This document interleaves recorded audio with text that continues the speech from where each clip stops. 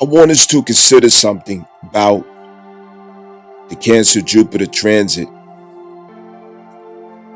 And this is a glorious time where our focus, reverence, respect, appreciation for family, for community, for our loved ones, our husbands, our wives,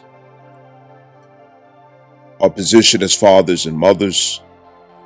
All of this is what comes back. All of this is what gets restored as Jupiter comes to Cancer. It's a restoration because our involvement with feminism and liberalism, as well as corporate ambitions that manifested a Machiavellian consciousness in us, ruthlessness, the shadow of number 8.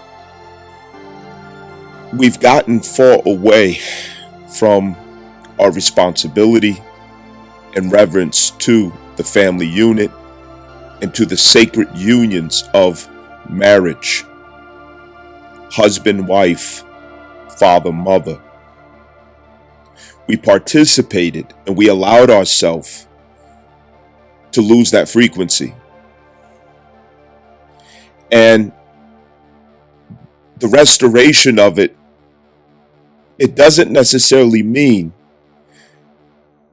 we don't need to be delusional in thinking that is just going to be a case of, oh, I love my husband, I love my wife. I want to have a family now. I changed my mind. It's not that simple. See, we've participated in feminism, liberalism, and corporate ambitions for decades. And we've gotten far, far, far away from who we're supposed to be in here in the earth. And something has to bring that back. It has to be facilitated, catalyzed. The last time, well, I say 24 years ago, when Jupiter was first entering into Cancer, 2001, we had the beginning of the war in Afghanistan after 9/11. And I use this as an example because it's tragedies like 9/11, it's devastations that brings a jolting shock to the emotional system that immediately sobers the people. And it can't be an event that takes place in your life but doesn't reach me, in your neighbor's house but doesn't reach the other person. Collectively, we participated in feminism. Collectively, we participated in liberalism. Collectively, we participated in Machiavellian spirit in us, in that number 8 shadow, chasing our ambitions ruthlessly, forsaking the sacred family, the 4th house, divine mother, Cancer. We were ruthless about it. Get to the bag by all means necessary. We sacrificed the happiness of children, the security of children. We betrayed husbands, we betrayed wives. We sold our husbands, sold our wives. We sold womanhood, we sold motherhood. We sold everything to climb corporate ladders, to be able to proclaim our accolades and I got this degree and I got that degree. I got this position and this title. I'm an entrepreneur, so on and so forth. We were very selfish. Something has to sober us again. We went sex crazy. Turn up, hot girl summer, STD epidemics back to back to back in liberal cities, violence. It's the crime, the Me Too movement wave, where females was just coming out of the woodworks. Hey, back in 1982, he grabbed my butt, so I need $1 million. Females turning into predators. for anybody who got money. I mean, the children are the ones who are suffering. How long do we think we could have went on with abusing the American child like that? With neglecting the American child as we have been doing? Selfish. We have destroyed families. We have destroyed it, especially in the Black community. The status of husband and wife, we have all these excuses, claims, and selfish reasons that really amounts to our sense of entitlement. The entitlement that we have. Entitlement, immaturity, lack of accountability. We expect gain and benefit, but don't want to produce. We don't want to sacrifice. We deserve. Girl, you deserve this. Girl, you deserve that. I deserve this. You deserve that. We are a deserving nation. We think we deserve every damn thing. How we want it, when we want it. And if it's not perfect, throw it out. We have something coming that I don't think a lot of you expect. The Cancer Jupiter transit, yes, it's a prophecy of us coming together. But what really brings people together? Let me run this to you again. It's a prophecy of coming together genuinely. It's an emotional demand powered by Jupiter. An emotional demand such as, I have to connect with my people. I have to bond with my loved ones. What will generate such an intensity, an emotional demand? What could do that? What can sober us enough to admit and surrender and admit that family really is sacred? Husband, wife, marriage, the institution of motherhood and fatherhood, that really is sacred. We've allowed ourselves to question and doubt how important it really is. What will make us remember how important it is? The Cancer theme. What will make us recall how valuable that is?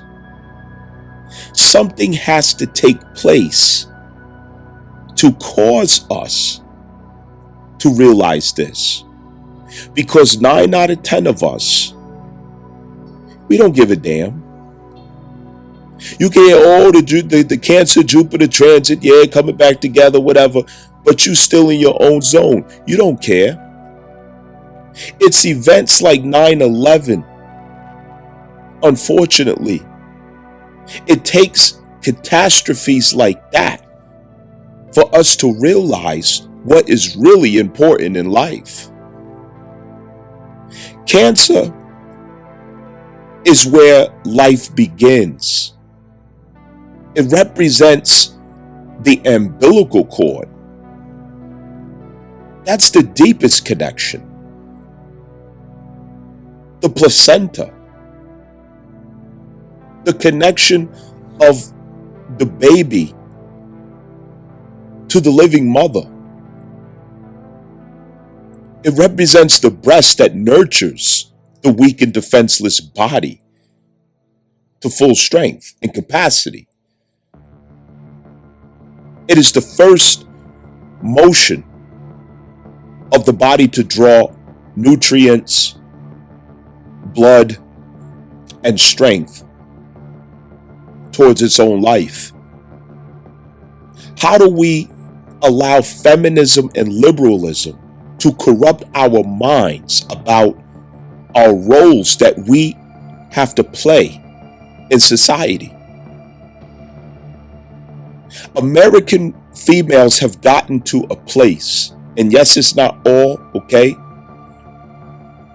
But nobody out there can refute the fact that it's a feminist wave, a regime that we all have been under since Obama era. Females have gotten to a place where out of their envy, their jealousy, insecurities, and especially envy and jealousy of men, they were born for the fourth house.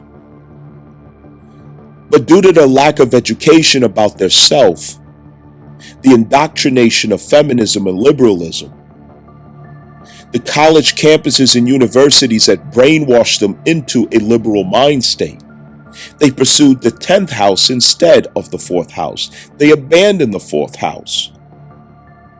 And no, it's not enough. Oh, I raised my baby by myself. I raised my children by myself. God didn't send you here to raise children by yourself. You were not sent here to do that. And we can't continue using the excuse, because it's already been exposed, that, oh, the man walked away. He shouldn't have walked away. We know that this is not the case most of the time. Feminism gives these females a spirit that runs the man away. She feels entitled, and if he don't do what she want, how she want, if she can't have control and domination over him, the baby becomes a weapon. Marriage becomes a cash out. There is no management or control over females in America, while they are protected by the laws and institutions of this country, the social policies, the culture, media. Everything protects women. They are in full infrastructure. And American women, especially the African American female, they are just like Israel. Israel enjoys the security of having Big Brother America stand over them while they slap people in the dark, while they commit crimes and atrocities, while they do what they want to do to other people and nations, and then come back to Big Brother to beat them up. That's what American women do. They are just like Israel. And just like Israel, people are disillusioned in this day about Israel. People see them for who they really are now. And it's the same with women. People see women for who they really are. Everybody's disillusioned. But this is a turning point where women have to come back to their true nature and walk away from Satan's world, walk away from Satan's marching orders. They have to stop following Satan, and they got to get right. There's no more, oh, what about men? Oh, what about the men? Is not the problem in this society. They used to be. Once upon a time, not long ago, yes, we were certainly the problem, but not this time. Not this time. And that is clear to see. Crystal clear. It ain't the men. We have part in it, but that's a fraction compared to what women is doing in America. Something has to happen that's going to force us, push us into the manifestation of Cancer Jupiter. When 9/11 took place, the whole America was silent, startled. You looked at your children differently. You looked at your loved ones differently. You looked at family differently. Everybody was coming together. Everybody realized each other as being one family, one nation, one country. A sense of unity came about, bonding.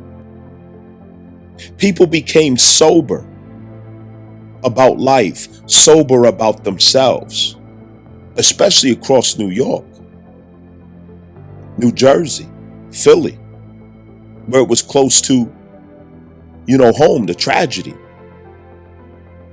But it did something to people. It sobered us. Then troops going to war out in Afghanistan. Husbands leaving their families, brothers leaving their families, sons leaving their families. It did something to the American people. It got us sober. It got us focused about what really lasts, about what really is important, what really does have value in life, because feminism and liberalism taught women that it's not important. That what's important is your education. What's important is your career. What's important is getting to the bag. What's important is the accolades that you can roll off of your tongue. I got a PhD. I got a doctor's in this. I'm an entrepreneur. I'm an anesthesiologist. I'm a clinical this and I'm a clinical that. It's vanity, ego, narcissism, low self-esteem, packed up by an education. But what really matters in life, overlooked. And who are the men that are family men? It's your 9-to-5 men.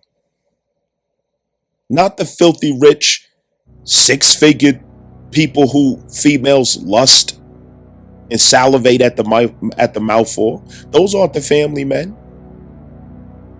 The same ones who are the family men are the same ones who they call dusty, broke, lame, boring. The 9-to-5, common, regular, nobody men. Those are the fathers and the husbands who really know love. But American women, they don't know anything about that. They're oblivious to it. They will never notice that person. Something has to sober that immature mind state. Something has to ground that arrested development. Reset it so it can come back to maturity. And unfortunately, it takes catastrophe. It takes an event that sends a shockwave that jolts us back into reality. Reality of the soul, of the eternal, of what really lasts. Because we are drunken in distraction behind what we're coming out of. The feminism, the liberalism, and the corporate greed. The Machiavellian mind state that we all got stuck in. The ruthlessness, insensitivity, hatred for the fourth house, despising the fourth house, rejecting the fourth house. American females are fugitives against the fourth house, running away from it. They hate the fourth house. They hate wifehood. They hate motherhood. Single woman culture, turn up for as long as I can. When your titties start sagging, when you're no longer attractive, when you're about to hit the wall, now all of a sudden, you want a husband. Now all of a sudden, you got time for Mr. Right.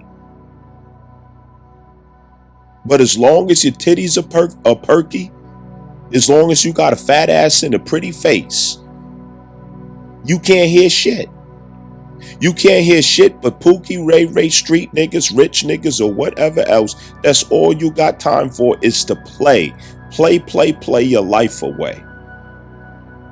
And there's this claim of, oh, women mature faster than men. I beg to differ. I beg to differ. That shit ain't true. We got a serious issue. Cancer just entered, Jupiter just entered Cancer when 9/11 happened. Jupiter just entered Cancer when the troops had to leave out to Afghanistan. See, y'all niggas think the infamous astrologers don't know what he be talking about, but I'm telling yo, I'm gonna have the last laugh. Y'all can hate me all you want, but some of you should be praying for me. Some of you should be helping me to push the message. But instead, you too worked up in your feelings about being disappointed behind your entitlement, cognitive dissonance, feeling so offended at the damn truth. Yo, you can't see what's happening here? Nigga, Trump just bombed Iran. This nigga just dropped bombs on Iran. This is the Iraqi war all over again. And we think shit is sweet because we in America. A word? Let me find out you underestimating the situation. We're about to find out real soon what really matters in life. Let me tell you something, man.